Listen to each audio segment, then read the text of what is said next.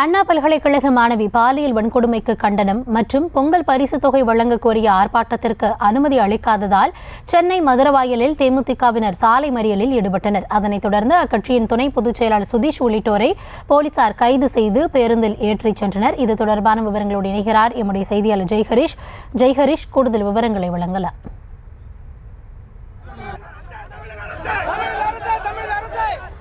தொடர்ந்து போராட்டத்தில் ஈடுபட்ட தேமுதிகவினர் காவல்துறையினரால் கைது செய்யப்பட்டிருக்கிறார்கள். இதுகுறித்த விவரங்களுக்காக இணைகிறார் செய்தியாளர் ஜெய்ஹரிஷ். ஜெய்ஹரிஷ், கைது செய்யப்பட்டவர்கள் தற்பொழுது எங்கு வைக்கப்பட்டிருக்கிறார்கள்? என்னென்ன கோரிக்கைகள் அவர்கள் தரப்பில் முன்வைக்கப்பட்டது? கூடுதல் விவரங்களை வழங்கலாம்.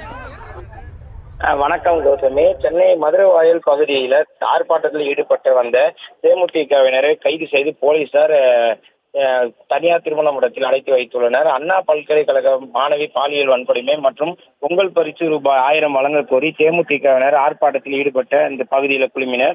மதுரவாயல் ஈபி சாலையில இந்த ஆர்ப்பாட்டத்தில் ஈடுபட வந்த 200க்கும் மேற்பட்ட தேமுதிகவினரை போலீசார் தற்போது கைது செய்து திருமண மண்டபத்தில் அடைத்து வைத்துள்ளனர். ஆர்ப்பாட்டத்திற்கு அனுமதி மறுத்ததால் போலீசாருடன் தேமுதிக துணை பொதுச் செயலாளர் சதீஷ் வாக்குவாதத்தில் ஈடுபட்டார். இதனைத் தொடர்ந்து அவர் மற்றும் அவரது ஆதரவாளர்கள் என தேமுதிகவினர் 200க்கும் மேற்பட்டோர் கைது செய்து அருகே உள்ள தனியார் திருமண மண்டபத்தில் மதுரவாயல் போலீசார் அவர்களை கைது திருமண மண்டபத்தில் அடைத்து வைத்துள்ளது குறிப்பிடத்தக்கது. கௌதமி,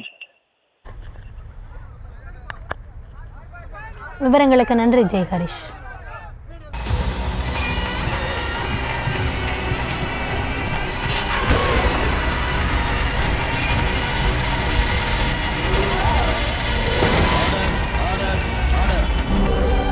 நிகழ்தகவு குற்றங்களின் மறுபரிமாணம் நாள்தோறும் இரவு 10 மணிக்கு இணைந்திருங்கள் நமது நியூஸ் தமிழ் தொலைக்காட்சியோடு.